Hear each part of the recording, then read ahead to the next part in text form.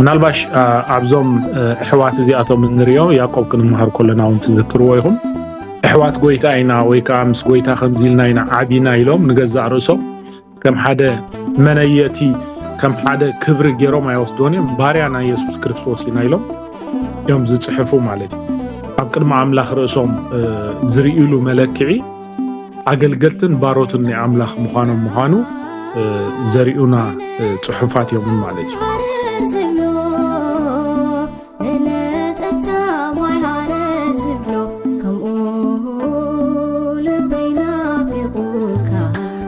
ኣብትኩም ኤደን ዝመርሓኩም ነዚ መደብ ሕሪሓውና ድማ ከቕርበልና እዩ ሰላምን ጸጋን ኣምላኽ ምስ ኩሉኻትኩም ይኹን ሎም መዓልቲ ከምቲ ኣብ ዝሓለፈ ዝረኣናዮ መልእኽቲ ይሁዳ ኣብ ዝሓለፈ እዋን ምስ መልእኽቲ ጴጥሮስ ምዕራፍ 2 ኣታሒዝና ርኢናዮ ነርና ሎም መዓልቲ ተሓፈሻዊ ናይቲ መጽሓፍ መእተዊ ኢና ክርአ ማለት እዩ ንመልእኽቲ ይሁዳ መን ይጽሒፍዎ መዓዝ ተጻሒፉ ንመን ተጻሒፉ ስለምንታይ ተጻሒፉ እንታይ እቲ ዋና መልእኽቲ ናይቲ መጽሓፍ እዩ ስለዚ ንዓና ዝተርፍ ነገር ወይ ከዓ ንሕና ካብዚ ጽሑፍ እዚ እንታይ ኢና ንመሃር ዝብል ምክንያቱ ዜሮ ዜሮ እዚ ኩሉ ምስ ተኻየደስ ንሕና እንታይ ከም ተማሂርና ካብቲ ጽሑፍ ዝብል ክንሕስ ስለ ዘለና ማለት እዩ መልእኽቲ ይሁዳ ካብተን ኣብ መጽሓፍ ቅዱስ ዘለዋ ሓፀርቲ መልእኽትታት ሓንቲ ምዕራፍ እዩ ዘለዋ 25 ፍቕዲ ከዓ ዝሓዘት መጽሓፍ እያ ማለት እዩ ስለዚ እዛ መጽሓፍ እዚኣ ከምቲ ተጠቒሳ ዘላ ብሽሙ እያ ትፅዋዕ መልእኽቲ ናይ ይሁዳ ተባሂላ ኣብ መጽሓፍ ቅዱስ ዘይንቡር ዝኾነ ርእስኻ ናይ ምልላይ ባህሪ ንሪኤላ መጽሓፍ ከያ ይሁዳ ንገዛእ ርእሱ ከላሊ ከሎ ኣብ መጽሓፍ ቅዱስ ኣዝዮም ብዙሓት ይሁዳ ኣለው ካብዞም ብዙሓት ይሁዳ ሰለስተ ይሁዳ ነዛ መልእኽቲ እዚኣ ጽሒፎማ ክኾኑ ተባሂሎም ዝጥርጠሩ ኣለው ማለት እዩ ሓደ ይሁዳ ካብቶም ደቀ መዛሙርቲ ዘያስቆሮታዊ ወይ ከዓ እቲ ንጎይታ ኢየሱስ ክርስቶስ ዘየተሓዞ ይሁዳ ንስዩ ተባሂሉ ይጠርጠር ተሓደ ድማ ኣብ ቀዳማይ ጉባኤ ናይ ኢየሩሳሌም ምናልባሽ ትዝክርዎን እውን ክትኮኑ ትኽእሉ ኢኹም እቲ ጉባኤታት ክንመሃር ከለና ምስ በዓል ጳውሎስ ዝተለኣኸ ሓደ ይሁዳ ዝበሃል ኣገልጋሊ ከም ዝነበረ ናብቶም ኣሕዛብ መልእኽቲ ሒዙ ካብ ኢየሩሳሌም ካብቲ ቀዳማይ ጉባኤ ናብ ኣሕዛብ ዝተለኣኸ ይሁዳ ዝበሃል ኣሎ ሳልሳይ ከዓ ይሁዳ ሓዊ ያዕቆብ ወይ ከዓ ሓዊ ጎይታናን መድሓኒናን ኢየሱስ ክርስቶስ ተባሂሉ ተፀዊዑ ዘሎ እዚ ይሁዳ እዚ ተባሂሉ ብዙሓት ሰባት ወይ ከዓ ናይ መጽሓፍ ቅዱስ ሊቃውንቲ ይዛረቡ ኣብ መወዳእታ ግን እቲ ፀሓፊ ናይዛ መጽሓፍ እዚኣ ይሁዳ ሓዊ ያዕቆብ ወይ ከዓ ሓዊ ጎይታናን መድሓኒናን ኢየሱስ ክርስቶስ እዩ ተባሂሉ ይፅዋዕ ስለዚ ንስሙ ከላልያ ከሎ ሓዊ ያዕቆብ ምባሉ ምናልባሽ ያዕቆብ ኣዝዩ ፍሉጥ ቀደም ብፈሪሳውነቱ ወይ ከዓ ብኣይሁዳውነቱ ኣዝዩ ዝተፈልጠ ሰብ ድሓር ድማ ድሕሪ ትንሣኤ ጎይታናን መድሓኒናን ኢየሱስ ክርስቶስ ብጎይታ ምስ ኣመነ ድማ ኣብታ ናይ ኢየሩሳሌም ቤተክርስትያን ተፈራህን ዝተኸብረን ሰብ ከም ዝነበረ ነታ ቤተክርስትያኑ ንሱ ማዕረቶም ቀዳሞት ሃዋርያት ኮይኑ ይመርሓ ከም ዝነበረ ናይ መጽሓፍ ቅዱስ ፍንጭታት ይነግሩና እዮም ምናልባሽ ነዚ ፍንጭ እዚ ጴጥሮስ ኣብ ዝተገበዘሉ እዋን ምስ ጳውሎስ ንጴጥሮስ ክነቕፎ ከሎ ሰባት ካብ ያዕቆብ ስለ ዝመፁ ይብል ስለዚ ያዕቆብ ክሳብ ክንደይ ተፈራሄ ክሳብ ክንደይ ብፈሪሳውነቱን ኣይሁዳውነቱን ጥንቁቕ ሰብ ከም ዝነበረ ስለ ዝፈልጡ ካብ ያዕቆብ ሰባት ምስ መፁስ ከም ዝኾይኑ ይበሃል ስለዚ ይሁዳ ንገዛእ ርእሱ ከላልያ ከሎ ሓዊ ያዕቆብ ኢሉ ዝበዝሑ ሰባት ወይ ገዛእ ርእሶም ስም ኣቦኦም ጠቂሶም ወይ ከዓ እቲ ዘለዎም ኣገልግሎት ጠቂሶም እዮም ብዙሕ ግዜ ዘላልዩ ይሁዳ ንገዛእ ርእሱ ከላልያ ከሎ ግን በቲ ዝተፈልጠ ሰብ በቲ ኣብ ሓዋርያት ይኹን ኣብ ኩሉ ህዝቢ ፍሉጥ ዝኾነ ሰብ ያዕቆብ ሓዊ እዩ ንገዛእ ርእሱ ዘላልያ ማለት እዩ ስለዚ ይሁዳ ሓዊ ያዕቆብ ኢሉ ባርያ ናይ ኢየሱስ ክርስቶስ ኢሉ ምናልባሽ ኣብዞም ኣሕዋት እዚኣቶም እንሪኦ ያዕቆብ ክንመሃር ከለና እውን ትዝክርዎ ኢኹም ኣሕዋት ጎይታ ኢና ወይ ከዓ ምስ ጎይታ ከምዚ ኢልና ኢና ዓቢና ኢሎም ንገዛእ ርእሶም ከም ሓደ መነየቲ ከም ሓደ ክብሪ ገይሮም ኣይወስድዎን እዮም ባርያ ናይ ኢየሱስ ክርስቶስ ኢና ኢሎም እዮም ዝፅሕፉ ማለት እዩ ኣብ ቅድሚ ኣምላኽ ርእሶም ዝርኢሉ መለክዒ ኣገልገልትን ባሮትን ናይ ኣምላኽ ምዃኑ ዘሪኡና ፅሑፋት እዮም ማለት እዩ እዚ ይሁዳ እዚ ከም ዝፀሓፋ ድበዝሑ ናይ መጽሓፍ ቅዱስ ሊቃውንቲ ዝሰማምዑሉ ማለት እዩ ምናልባሽ ሓዊ ምዃኑ ኣብ ብዙሕ ቦታ ክጥቀሱ ከለዉ ኣብቲ ወንጌላት ክጥቀሱ ከለዉ ብዙሓት ፈሪሳውያን ይኹኑ ወይ ከዓ ኣሕዋትካ ኢሎም ክፅውዕዎም ከለዉ ያዕቆብ ይሁዳ እንዳበሉ ነቶም ኣወዳት ጥራይ ብዙሕ ግዜ ይፅውዑ ኣሓቶም ከኣምሳና ድየለዋን ተባሂሉ ከዓ ነተን ኣዋልድ ከዓ ይጠቕስዎን ከም ዝነበሩ ብድብድቡ ማለት እዩ ኣብ ብዙሕ ናይ ወንጌል ክፋል ንረኽቦም ኢና ማለት እዩ ምክንያቱ ኣሕዋትዎም ብኡ ይኣመኑ ነበሩ እንዳበለ ስለ ዝጠቅስ ማለት እዩ ወይ ከዓ ንየሱስ ክርስቶስ ካበይ ኣምፂእዎ እዚ ጥበብ እዚ ኢሎም ክነቕፍዎ ከለዉ ወይ ከዓ ክቃወምዎ ከለዉ ነዞም ሰባት እዚኣቶም እናጠቐሱ ኣስማቶም ይነግሩ ከም ዝነበሩ ኣብ ብዙሕ ክፋል ናይ ወንጌል ንረኽቦ ኢና ማለት እዩ ስለዚ እዚ ያዕቆብ እዚዩ እዚ ይሁዳ እዚዩ ነዛ መልእኽቲ እዚኣ ፅሒፍዋ ማለት እዩ ስለዚ መዓስ ከፅሒፍዋ ዝብል ንጹር ዝኾነ ናይ መጽሓፍ ቅዱስ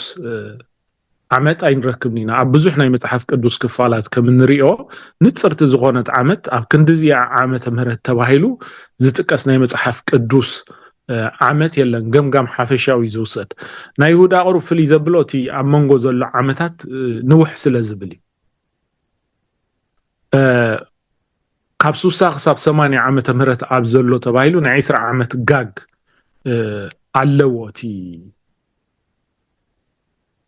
ኣብ መንጎ ዘሎ ዓመታት ማለት እዩ ገሊኣቶም ከም ጭብጢ ዘቕርብዎ ንምንታይ እዩ ይሁዳ ብዛዕባ ምፍራስ ኢየሩሳሌም ገለ ነገር ምበለ ነይሩ ምዕናው ኢየሩሳሌም ፅሒፉ ነይሩ እንተዝኸውን ሲ ገለ ምበለ ነይሩ ዝብሉ ሰባት ኣለዉ ክብል ይኽእል እዩ ዘይክብል ከዓ ይኽእል እዩ ምናልባሽ መንፈስ ቅዱስ ከም ዝመርሖ ስለ ዝፅሕፍ ማለት እዩ ገሊኣቶም ድማ ድሕሪ ምፍራስ ኢየሩሳሌም እዩ ፅሒፍዎ ምክንያቱ ነቶም ዝተበተኑ ኩላቶም ኣመንቲ ክርስትያናት እዩ ፅሒፍዎ ስለዚ እቲ ኣብ መንጎ ዘሎ ዓመታት ምናልባሽ ናይ ገሊኡ ናይ ሐዋርያ ጳውሎስ ተሪኢኹሞ 4-5 ዓመት 3 ዓመት ኣብ መንጎ ካብ ክንዲዚ ክሳብ ክንዲዚ ዝብል ናይ ይሁዳ ትገፊሕ ዝገብሮ ግን ካብ 60 ክሳብ 80 ተባሂሉ ዝጠቕሶ ግን እዚ ዓይነት ኣከራኻሪ ሓሳባት ስለ ዘሎ ካብ 60 ክሳብ 80 ዓመተ ምህረት ኣብ ዘሎ ተጻሒፉ ይብሉ ገሊኣቶም ምናልባሽ ስፔሲፊክ ክገብሩ ወይ 65 ክንዲዚ ይብሉ ናቶም ዝኾነ ጭብጥታት ከዓ ዘቕርቡ ሰባት ኣለዉ ማለት እዩ ስለዚ ብሓፈሽኡ ግን ካብዚ ዓመተ ምህረት እዚ ኣብ ዘሎ ግዜያት ከም ዝተጻሕፈ ይነግረና ማለት እዩ ምናልባሽ ኣበይ ንዘለው ወይ ከዓ ኣበይ ኮይኑ ይሱ ጽሒፍዎ ኣበይ ንዘለው ሰባት ይኸተጻሒፉ እቲ መልእኽቲ እንድሕሪልና እቲ መልእኽቲ ቀጥታ ከምዚ ቦታን ሰባትን ዝጠቕሰሎም መልእኽቲ የብሉ ንኣብነት መልእኽትታት ሐዋርያ ጳውሎስ እንድሕሪናዮ ናብ ሰብ ኤፌሶን ናብ ሰብ ገላትያ ፊሊፒ ቆሮንጦስ እንዳበለ ቀጥታዊ እቶም ተበጻሕቲ ሰባት ወይ ከዓ ዝጸሓፈሎም ዘሎ ሰባት ናይቲ ከባቢ ሰባት ምዃኖም ይነግረናይ ይሁዳ ግን መልእኽቱ ሓፈሻዊ ንኹሉ ክርስቲያን ዘማእኸለ ጽሑፍ ምዃኑ ዳ እምበር ብፍሉይ ዝጠቕሶም ሰባት የለዉ ስለዚ ከምቲ ሐዋርያ ጴጥሮስ ምናልባሽ ምስቲ ናይ ሐዋርያ ጴጥሮስ መልእኽቲ ብዙሕ ተመሳሳልነት ስለ ዘለዎ ነቶም ኣብ ኩሉ ፋሒሎም ዝነበሩ ሃገራት ይጠቕሶም እዩ ሐዋርያ ጴጥሮስ ክጽሕፍ ከሎ ይሁዳ ግን ከምኡ ኢሉ ኣይጽሕፍን እዩ ስለዚ ሓፈሻዊ ብዛዕባ ምድሓን ክጽሕፍ ሓሲበ ነይረ ግን መንፈስ ቅዱስ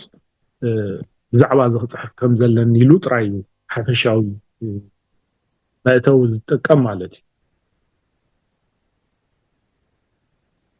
ምናልባሽ እቶም ሰባት ግን አይሁድ ክኾኑ ይኽእሉ እዮም ዝተበተኑ ዕብራውያን ዝተበተኑ እስራኤላውያን ክኾኑ ይኽእሉ እዮም ኢልካ ሓፈሻዊ ግምት ይውሰድ ምክንያቱ ብዙሕ ግዜ ኣብ መጽሓፍ ቅዱስ ካብ ብሉይ ኪዳን ጥቅስታት ብዙሕ መረዳእታታት እንድሕር ኣምፂኦም ስለዚ እስራኤላውያን ነቲ መልእኽቲ ይፈልጥዎ ስለዝነበሩ ነቲ ናይ ብሉይ ኪዳን ጽሑፋት ስለዝፈልጥዎ ስለዚ ካብኡ ኣብነት ብዙሕ ግዜ እንድሕር ተጠቂሞም ተመልእኽቶም ንዖም ተባሂሉ ንኣብነት ወንጌላት እንድሕር ኢናዮም ነናቶም ዝኾነ መልክዕ ኣለዎ ያጻሕፋ መልክዕ ንኣብነት ማቴዎስ ዳርጋ ድበዝሐ ክፋሉ ካብ ብሉይ ኪዳን ዳምፀ እቲ ከምዚ ዝተባሃለ እቲ ከምዚ ዝተባሃለ ኢሉ ንኣይሁዳውያን ከም ዝጻሕፎ በቀጥታ ዘርኢ ምልክት ኣለዎ ናብ ወንጌል ማርቆስ እንድሕር ሰጊርና ግን በቀጥታ ናብ ኣገልግሎት ናይ ኢየሱስ ክርስቶስ ይዛቱ ካበይ ተወሊዱ ቤን ተወሊዱ ከመይ ተወሊዱ ዝኾነ ኣይጠቅስኒ በቀጥታ ምክንያቱ ንኣህዛብ ተጻሒፉ ተባሂሉ ስለዝእመን ማለት ሐዋርያ ጳውሎስ እንድሕር ኢናየውን ኣገደስቲ ዝበሃሉ ናይ እምነት ኣቦታት እንተዘይ ኮይኑ ኣብ ዝበዝሐ መልእኽቱ ብዙሕ ናይ ብሉይ ኪዳን ወይ ከዓ ምስቲ መልእኽቱ ዝተሓሓዙ ምሳሌያዊ ወይ ከዓ ጽላሎት ዝነበሩ ነገር ተዘይ ኮይኑ ብዙሕ ጥቅስታት ናይ ብሉይ ኪዳን ኣይጠቅስን ስለዚ ታሱ ጽሒፍዋ ትበሃል ዕብራውያን መጽሓፍ እንድሕር ኢናያ ግን ናብ ዕብራውያን ተባሂላ ስለዝተጻሕፈት ድበዝሐ ክፋላ ናይ ብሉይ ኪዳን ጽሑፍ ዝሓዘት እያ ስለዚ ናይ ይሁዳውን ምናልባሽ ምስቲ ካብ ናይ ደቂ እስራኤል ናይ ቆራሕ ናይ ካልእ ኩሉ ነገር እንዳምፀ ድጠቅሶም ጥቅስታት ናይ በልዓም ኣምጪ ጽሕፍ እዩ ምዚኣቶም ምናልባሽ እቶም ተበጻሕቲ ኣይሁዳውያን ወይ ከዓ እስራኤላውያን ክኾኑ ይኽእሉ እዮም ተባሂሉ ይግመት እዩ ግን ከምኡ ምጥቃሱ ከዓ ነቲ ካልእ ኣህዛቡን ክጽሕፈሎም ተኽእሎ ከም ዘሎ ክርዳውን ጽቡቕ እዩ ማለት እዩ ምናልባሽቲ ቅድንያ ጻሕፉ ምስ ናይ ያዕቆብ ሓው ተመሳሳሊ እዩ ምስ መልእኽቲ ያዕቆብ እንድሕሪናዮ ትርር ዝበለ ምናልባሽ ምስቶም ቀደም እግዚአብሔር ዝልእኾም ዝነበረ ነቢያት ናይ ብሉይ ኪዳን ንህዝቢ እግዚአብሔር ተመለሱ ቅንዑ እዚ መንገዲ ዝሓዙ እናበሉ ዝግስጽዎም ዝነበሩ ናይ ይሁዳ ኣጻሕፋውን ልክዕኮም እዩ ትኽመጽእ ዘለዎ መቕጻዕቲ እዝን ዘይገበሩስ እዚ ክወርዶሚ ስለዚ ንስኻትኩም ድማ ዝክትገብሩለኩም ኢሉ ድማ ነቶም ኣመንቲ ክገብርዎ ዘለዎም በቀጥታ ይነግሮም ማለት እዩ ስለዚ ኣብ ዝሓጻር መልእኽቱ ብዙሕ መልእኽትታት ዘለዎ ብዙሕ ትምህርትታት ዝሓዘ መልእኽቲ ይጽሕፍ ስለዚ ትዝተጻሕፈሉ ዕላማውን ንሱ እዩ ምናልባሽ ኣብቲ መጀመርታ ናይታ መጽሓፍ ክንኣቱ ከለና ብዛዕባ ምድሓና ክነግረኩም እቲ እግዚአብሔር ኣብ ህይወትና ዝገበሮ ናይ ምድሓን ስራሕ ክነግረኩም ኢለ ምስ ሓሰብኩ ግን መንፈስ ቅዱስ ብዛዕባ እዚ ደስፋሕፍሕ ዘሎ ናይ ስሕተት ትምህርቲ ከጠንቀቐኩም ከም ዘለኒ ስለዝገበረ ስለዚ ብዛዕባ እዚ ክጽሕፈልኩም ተገዲደ እንዳበለ ኣብቲ መእተው እዩ ነቲ ሓሳቡ ይገልጾ እዩ ማለት እዩ ስለዚ ብዙሕ ግዜ ሓደ ነገር ክሪኦ ዘለና ብዙሕ ግዜ እግዚአብሔር ብዛዕባ ምድሓና ጥራይ ክነሓስብ ዘይኮነስ ኣብ መንገዲ ምድሓና ከመይ ጌርና ክንከይድ ከም ዘለና ምድሓና ክንፍጽም ክንደይ ክንጥንቀቕ ከም ዘለና ዘርኤና እግሪ መንገድና ንርእየሉ ወይ ከዓ ንመሃረሉ መልእኽቲ ማለት ስለዚ ይሁዳ እዛ ዓይነት ሓሳብ ነይርዎ ንኽጽሕፍ ግን መንፈስ ቅዱስ ከዓ ክጥንቀቑ ከም ዘለዎም ክደባለቁ ከም ዘይብሎም እዝን ዝገበሩ ሰባት እዚ ይፍርዶም እሞ ስለዚ ካብ ከምዚ ክሕለው ከም ዘለዎም ዳ ክጽሕፈሎም ኣለካ ዝብል ድርኺት ስለዝሃቦ ስለዚ ቶም መንፈሳውያን እንታይ ክጥንቀቑ እንታይ ክገብሩ እንታይ ክሕለው ከም ዘለዎም ኣብነታት እንዳምፀቶም ዘይተሓለው እንታይ ፍርዲኦም ተቐቢሎም የሪኦም ማለት እዩ ስለዚ ኣብ መወዳእታ ከዓ ንሳቶም ክሕለውሉን ክጥንቀቑሉን ዘለዎም ነገር የሪኦም እግዚአብሔር ድማ ክሳብ መፈጸምታ ከም ዘብጽሖም ክሕልዎም ከም ዝኽእል ድማ ተስፋ ይህቦም ማለት እዩ ለዚ ሳቶም ትኽገብርዎ ዝግብኦም ነገር ተገይሮም እቲ ናይ ምሕላውን ናይ ምርዳእን ነገር ግን ናይ እግዚአብሔር ሓላፍነት ምዃኑ ድማ أموداتا يمعدهم مالتي سلازي تي منالباش تي نحاسو تمرت في مجمرتا أواني جمر سلاز نبرة فولي سم عينبرو نافت جزيتي تبايلي زمنلو أموداتا جنزناي نوستيس دبهال تمهرتي مخانو يتقاس مالتي انداسفحفه مسكده زياده حواريا يوحنس ملأختتاتو بزعبو عسفيحو صحيفلو مالتي ስለዚህ ትትመርቲ ኣብ መጀመርታ ይነሩ حواريا ጴጥሮስን ይሁዳን ክጽሕፉ ከለውስ ኣብ መጀመርታ ናይቲ ስሕተት ትምህርቲ ይነሩ ይብሉ ስለዚህ ዋላቶም ቀዲሙ ይጽሕፍዎ ነት መልእኽቲ ዝብሉ ድሮ ናይቲ ትምህርቲ ስምሲ ኣይነጸረን ስለዚህ ነበረ ዝኾነ ስም ኣይተዋሃቦን ነይሩ ድሓሪ ኖስቲስ ትበሃል ትምህርቲ ተዋሂብዎ ወይ ከዓ ስም ተዋሂብዎ ዝብል መግለጽ ስለዘሎ ስለዚህ ገሊኣቶም ዘቀድምዎ ነት ዝተጻሕፈሉ ግዜ ገሊኣቶም ከዓ ዘድሕርዎ ማለት እዩ ለዛ ኣብ መጀመርታ ገና ክጅምር ከሎ ትስሕት ትምህርቲ ነት መልእኽቱ ጽሒፍዎ ዝብል እውን ኣሎ ማለት እዩ ምስኡ ተሓይዝና ክሪኦ ንኽእል ማለት እዩ ስለዚህ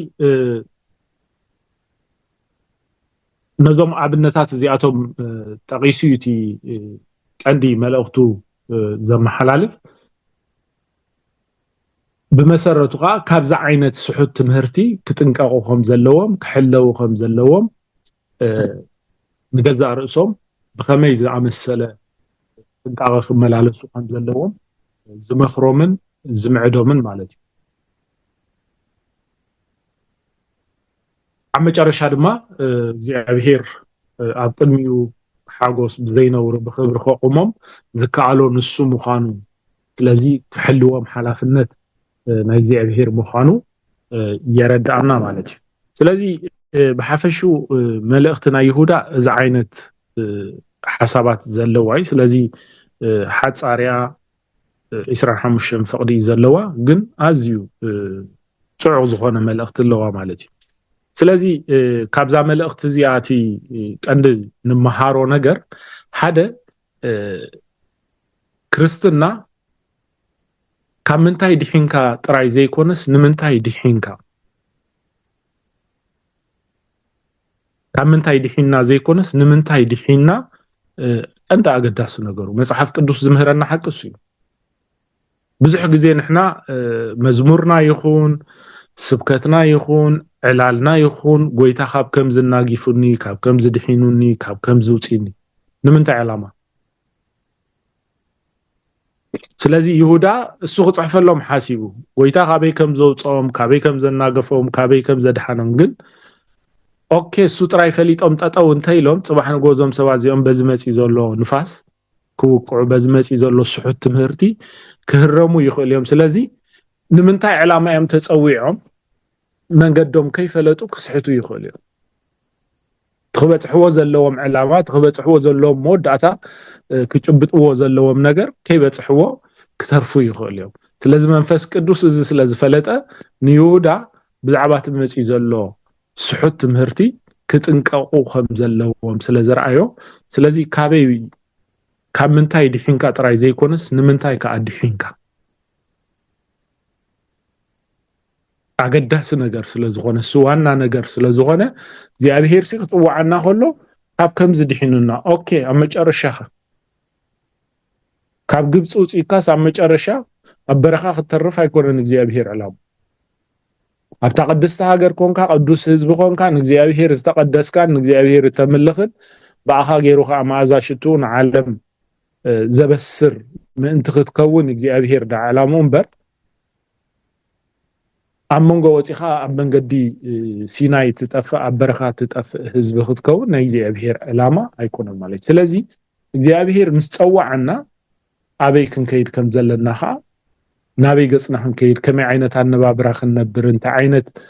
ህይወት ክንመርሕ ከም ዘለና እዚ ዋና መልእኽቲ ናይ ክርስትና ስለዚህ ይሁዳ እዚኣታ ናቱ ቀንድ መልእኽቱ ማለት እዩ ስለዚህ ስሕተት ትምህርቲ ኩሉ ግዜ ሶሊኹ ዘኣትዩ ከምዚ በአዋጅ መጻ ኣለኹ ዝስሕተት ትምህርቲ ዝብል ኣይኮነን ልክዕ ምስ ጥዑይ ትምህርቲ ተመሳሲሉ ጥዑይ መሲሉ ምናልባሽ ብዙሕ ግዜ ንሰምዖ ቃል ኣሎ መናፍቕ ዝበሃል ብዙሕ ግዜ ተሰምዕዎ ይኹም ብዙሕ ግዜ ገሊኦም ንዓና ከምኡ ብሉናዮም ገሊኦም ከዓ ከምኡ መናፍቕነት ብዙሕ ግዜ ናይ ስሑት ትምህርቲ ቀንዲ መለለይ ምናልባሽ መናፍቕ ማለት ትርጉሙ ምናልባሽ ዘይትፈልጥዎ መንፈቕ ማለት ፍርቂ ዓመት ማለት እዩ ምናልባሽ እውን ፍርቂ ወርሒ እውን መንፈቕ ክበሃል ይኽእል እዩ ግን ብዙሕ ግዜ ብልምዲ መንፈቕ ዝበሃል ፍርቂ ወርሒ ፍርቂ ዓመት እዩ ስለዚ መናፍቕ ማለት ከዓ ፍርቂ ዝኣምን ማለት እዩ ሙሉእ ዘይኮነ እምነቱስ ሙሉእ ዘይኮነ ሕጂ ኣለዎ ማለት እዩ ገለ ጥዑይ ትምህርትስ ኣለዎ ማለት እዩ ግን ገለ ክፋሉ ትምህርቱ ጎደሎ እዩ ሙሉእ ትምህርቲ ይኮነ ስለዚ መናፍቕ ዝበሃል ስለዚ ኩሉ ግዜ ናይ ሓሶት ትምህርቲ ብዙሕ ግዜ ስም ኢየሱስ ጽውዕዮም መጽሐፍ ቅዱስ ጠቕሲኦም ብዛዕባ ገለ ክፋል ናይ መጽሐፍ ቅዱስ ጥዑይ ትምህርቲ ክምህሩ ይኽእሉ እዮም ሙሉእ ክሳብ ዘይኮነ ግዜ ግን ጥዑይ ኣይኮነን ስለዚ ሶሊኹ ዝኣቱ ኢልዎ ዘሎ መጽሐፍ ቅዱስ ስለዚ ካብ ከምዚ ነገር ክንሕሎ የድልየና እዩ ማለት እዩ ኣሃ ዝለዎ እንዶ ይብለካ ሰብ ናይ ከመይ ገይሮም ከምዚ እንዳበሉ ስሑት ትብልዎ ነዝብለካ እዚስ ምናልባሽ ገለ ጌጋ ክኸውን ይኽእል ይብለካ ግን ስሑት ትምህርቲ ሶሊኹ ዝኣቱ ምዃኑ መጽሐፍ ቅዱስ ብንጹር ኣብ ክልቲአን ኣብ ናይ ጴጥሮስን ኣብ ናይ ይሁዳን ዘን ሶሊኾም ዝብሉ ተጠቒሰን ከም ዘለዋ ክነስተውዕለን ይግባአና እዩ ማለት እዩ ካልእ ነቲ ዝተዋህበ ጸጋ ኣምላኽ ናብ ርክሰት ዝቕይሩ ወይ ከዓ ከምዚ መጎልበቢ ክፍኣት ዝጥቀሙሉ ማለት እዩ መጽሐፍ ቅዱስ ከዓ ነዚ ብንጹር የጠንቅቐና እዩ ጸጋ ኣምላኽ ንኸንቱ ከይተቐበሉ ተጠንቀቁ እዩ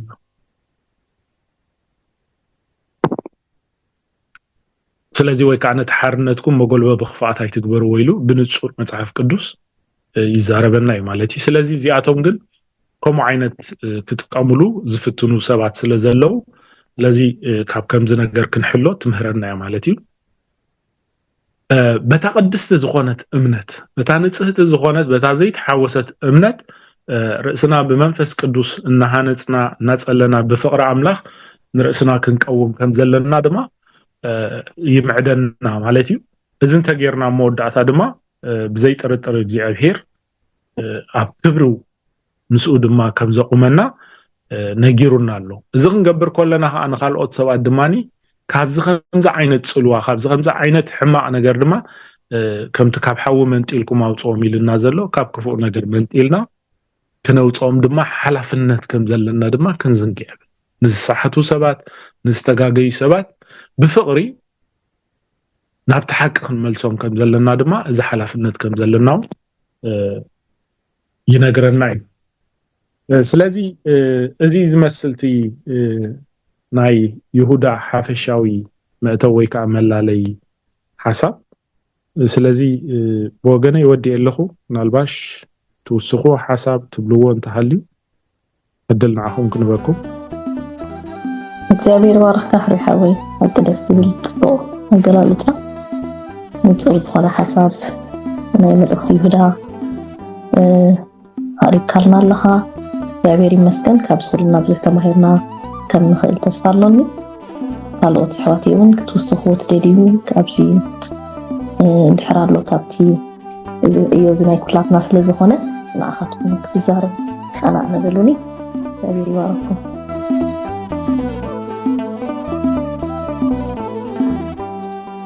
برمت فقرخا እንዳተቃጸለ ንቂሑ ይጽበ ውሽጠይ ከይተሓለለ ስለዚ ትዶንጊ ኣንታ ምልኣት ልበይ ንዘለዓለም ከተዕርፎ ኩልንትናይ ከምቲ ምድረ በዳ